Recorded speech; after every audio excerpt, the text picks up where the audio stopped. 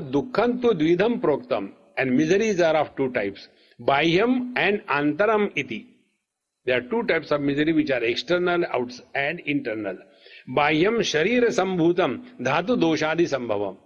The external miseries are limited to the gross body, and because of some modifications in our body, therefore the miseries come. Antaram manasam proktam taccha vancha samudbhavam.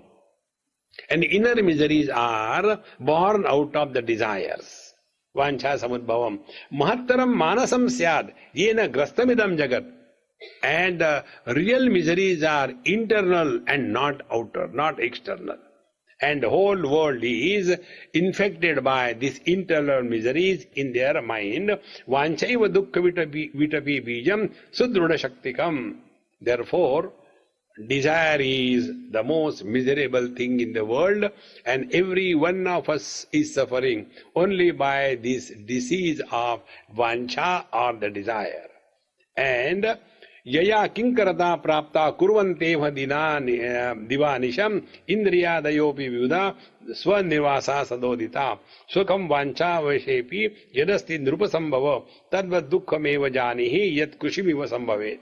He says, because of this desire, yaya kinkarata prapta, one becomes the slave of these desires, and therefore whole life is spent only do this, do this, do this, do this. We cannot stop doing something or the other because we are pressurized from inside by the terrible monster called as the desire. We want something or the other.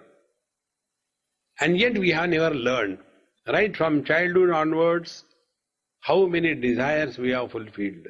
There is no limit to that. Yet today if we are asked, again a big list comes out.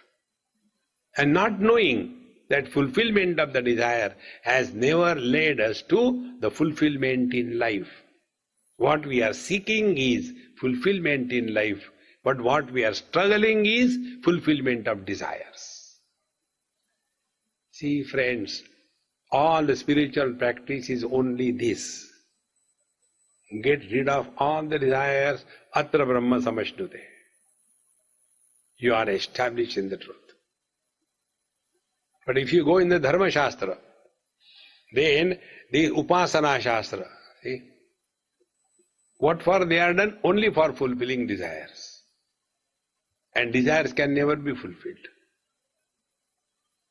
You keep on doing anything throughout life, it can never lead. Indradaya api vyuda swarnivasa sadodita. All the gods like Indra, etc., they are also busy only because of this desire. Therefore, sukham vancha avasheshepi idati nrupasambhava tad dukkham eva janihi yat krumim eva sambhavet. And what we think that these worldly indulgences are the source of happiness, and this we can see even among the insects, that they are all the time engaged in procreation, and varam direktuta krumi prabhuti nam sukantuyar swalpa vacha sammilita nrinam kim sa sukam vada. These animals and insects, etc., they indulge only for a fraction of moment and then they are happy.